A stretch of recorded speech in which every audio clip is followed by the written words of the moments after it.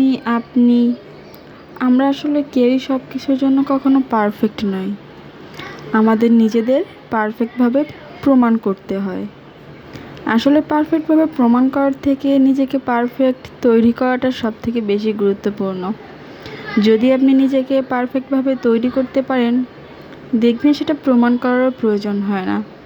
সময় হলে ঠিকই মানুষ বুঝে যায় কোনটা ঠিক আর কোনটা ভুল। আসসালামু আলাইকুম, কেমন আছেন সবাই? আশা করি সবাই অনেক বেশি ভালো আছেন। আপনাদের দয়ায় আমরাও সবাই অনেক ভালো আছি। আশা করছি যে যেখান থেকে আমার ভিডিওটা দেখছেন, যদি আমার ভিডিওর কোনো অংশ আপনাদের কাছে ভালো লেগে থাকে, অবশ্যই একটা লাইক আর কমেন্ট করে পাশে থাকতে ভুলবেন না।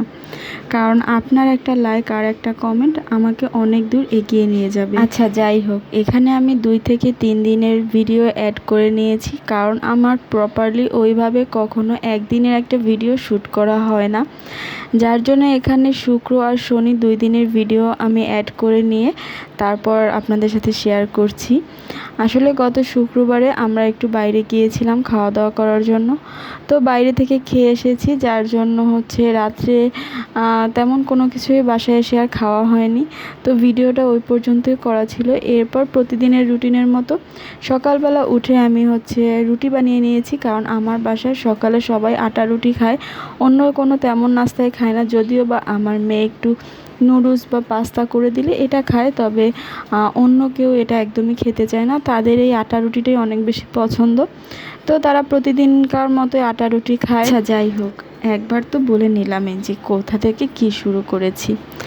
আর আমার টপিকটা ছিল যে মানুষ পারফেক্ট কিভাবে হয়, যে মানুষ কি পারফেক্টভাবে তৈরি হয় নাকি নিজেকে পারফেক্টভাবে তৈরি করতে হয়।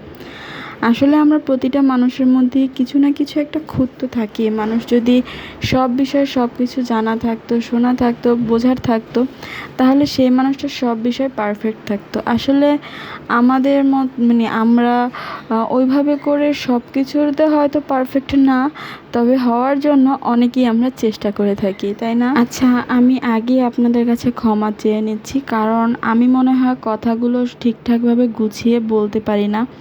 কারণ আমি কথা কম বলি, এটা তো ঠিক আছে, এটা সর্বপ্রথম যে আমি কথা সবসময় একটু কম বলার চেষ্টা করি বা কম বলি, কিন্তু হয়তো এর জন্য আমি কথা সবসময় গুছিয়ে বলতে পারি না।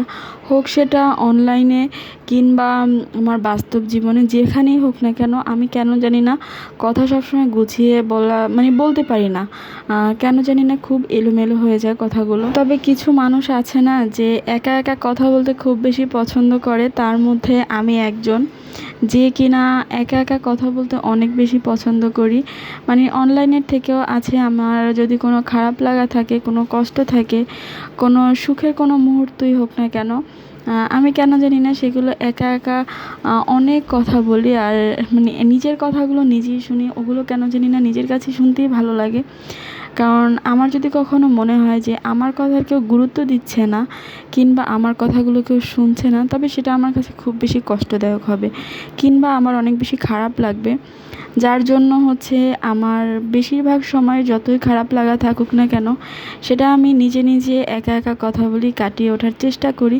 তবে হ্যাঁ, হয়তো মনটা খারাপ থাকে, কিন্তু তবে বেশিরভাগ সময় একা একা কথা বলি। আচ্ছা, আজকে এতগুলো কথা বললাম, কিন্তু আজকে বলতেই পারলাম না যে সকালের নাস্তায় কী ছিল আর দুপুরের রান্নায় কী ছিল। আসলে আমি সকাল 7টা সাড়ে 7টার দিকে ঘুম থেকে উঠে গিয়েছিলাম। তারপর আটা রুটিটা বানিয়ে নিয়েছি।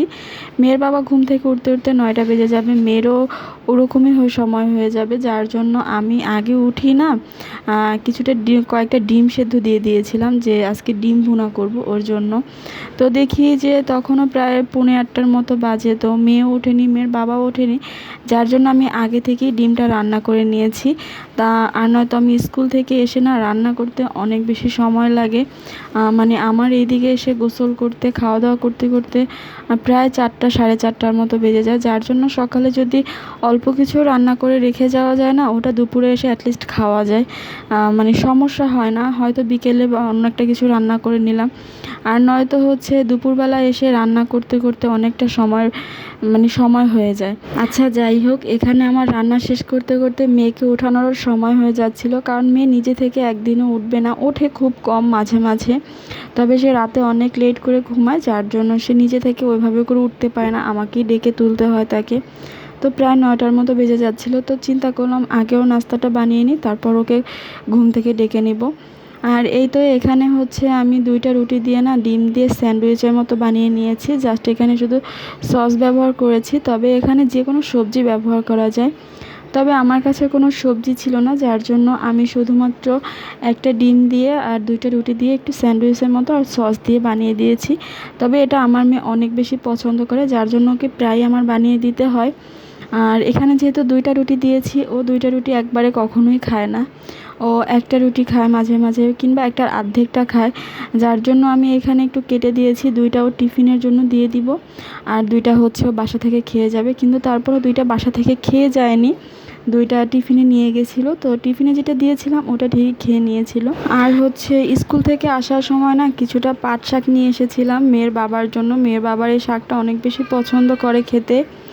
তো আসার পর না এগুলো আর ভিডিও করতে পারিনি, কারণ অনেক বেশি ক্লান্ত থাকি, কারণ বাইরে প্রচুর পরিমাণে রোদ, এসেই আমাকে রান্নার জোগাড় করতে হয়, তারপর রান্না করতে হয়, আর এরপরে হচ্ছে গোসল টোসল করে খেতে হয়।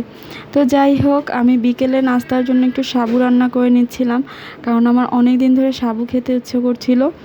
তো আমি সাবুটা নিয়ে এসেছিলাম 2-3 দিন আগে, যেহেতু দুধ ছিল না বাসায়, যার জন্য রান্না করতে পারিনি। তো আপনাদের ভাইয়া গতকালকে হচ্ছে দুধ নিয়ে এসেছিল, তো ওটা দিয়েই আজকে রান্না করব ভাবছি। তবে আপনাদের ভাইয়া তো একদমই চিনি খায় না, যার জন্য আমি চিনিটা আগে চিনি ছাড়া তার জন্য আগে থাকতে একটু উঠিয়ে রেখে আমি পরে হচ্ছে চিনিটা মিশিয়ে নিব। আচ্ছা, এইভাবে সাবু খেতে কার কার কাছে ভালো লাগে বলুন তো? আমার কাছে কিন্তু খেতে অনেক বেশি ভালো লাগে, তবে এখানে যদি একটু দারুচিনি বা একটু এলাচি দেওয়া যায় তবে আরও বেশি টেস্ট আসে।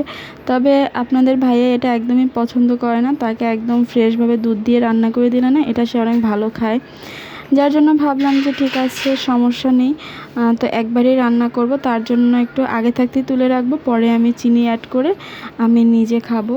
তো ওই জন্য তার জন্য হচ্ছে আমি বারবার একটু তুলে দেখছিলাম যে সাবুটা ভালোভাবে সিদ্ধ হয়েছে কিনা, কারণ দুধের মধ্যে তো আমি না ভালোভাবে বুঝতে পারতেছিলাম না। আর এই তো আপনাদের সাথে কথা বলতে বলতে আপনাদের ভাইয়ার জন্য যে সাবুটা রান্না করেছি এটাও হয়ে গেছে প্রায়, তো তার জন্য আমি এখন তুলে রাখতেছি।